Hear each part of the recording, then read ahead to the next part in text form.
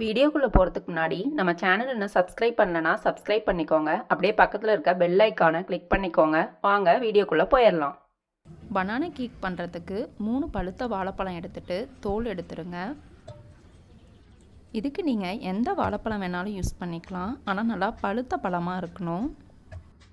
பழத்தில் தோல் எடுத்துகிட்டு ஃபோர்க்கோ இல்லைனா ஸ்பூனோ யூஸ் பண்ணி நல்லா இந்த மாதிரி மசிச்சு விட்டுக்கோங்க.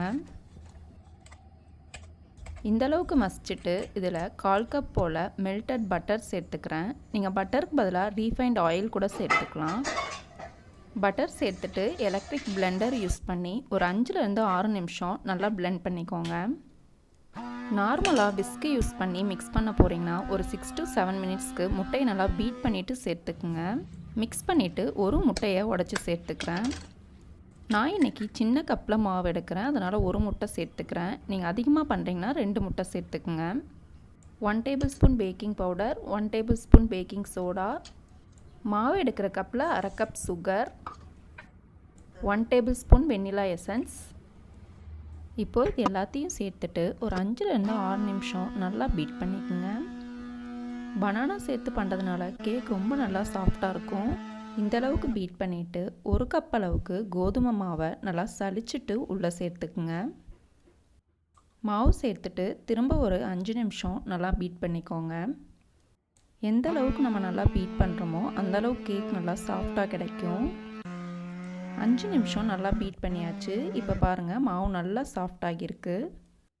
ப்ரெஷர் குக்கர் எடுத்துகிட்டு உள்ள சைடில் எல்லா இடத்துலையும் நல்லா பட்டர் அப்ளை பண்ணிக்கோங்க. பட்டருக்கு பதிலாக ஆயில் இல்லைன்னா நெய் கூட அப்ளை பண்ணிக்கலாம். பட்டர் அப்ளை பண்ணிவிட்டு இப்போ இதில் பட்டர் ஷீட் வச்சுக்கிறேன். பட்டர் ஷீட் வச்சுட்டு திரும்ப கொஞ்சமாக பட்டர் அப்ளை பண்ணிக்கோங்க. இந்தளவுக்கு பட்டர் அப்ளை பண்ணோம் அப்படின்னா கேக் ஓரங்களெல்லாம் ஒட்டாமல் கிடைக்கும். இப்போது ரெடி பண்ணி வச்சுருக்க பேட்டரை குக்கரில் சேர்த்துட்டு க்ளோஸ் பண்ணிக்கோங்க. இதில் விசில் எதுவும் போட தேவையில்ல. தோசை தவாவை 5 நிமிஷம் ப்ரீஹீட் பண்ணிவிட்டு குக்கரை தோசை தவா மேலே வச்சு 30 to 40 மினிட்ஸ்க்கு லோ ஃப்ளேமில் கேக்கை பேக் பண்ணிக்கோங்க. இப்போ ஒரு 40 மினிட்ஸ் ஆகிடுச்சு. ஓப்பன் பண்ணி பார்த்துடலாம். பாருங்கள் கேக் சூப்பராக சாஃப்டாக ரெடி ஆகிடுச்சு. இப்போ இதை ஒரு கத்தி வச்சு ஓரங்கள்லாம் எடுத்து விட்டுக்கிறேன்.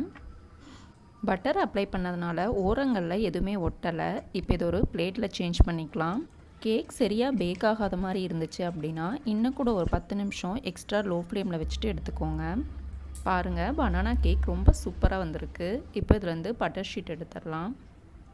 பனானா கேக் நல்லா சாஃப்டாக வந்திருக்கு. எந்த அளவுக்கு நம்ம பேட்டரை பீட் பண்ணுறோமோ அந்த அளவுக்கு சாஃப்டாக இருக்கும் கேக்கு. பாருங்கள் இப்போ நான் கேக்கை கட் பண்ணி காமிக்கிறேன். நல்லா சாஃப்டாக இருக்குது பாருங்கள். இந்த பனானா ஃப்ளேவர் கேக் பார்த்திங்கன்னா டேஸ்ட்டும் ரொம்ப சூப்பராக இருந்துச்சு. Soft and tasty banana cake ready. நீங்களும் ட்ரை பண்ணி பார்த்துட்டு கமெண்ட் பண்ணுங்கள்.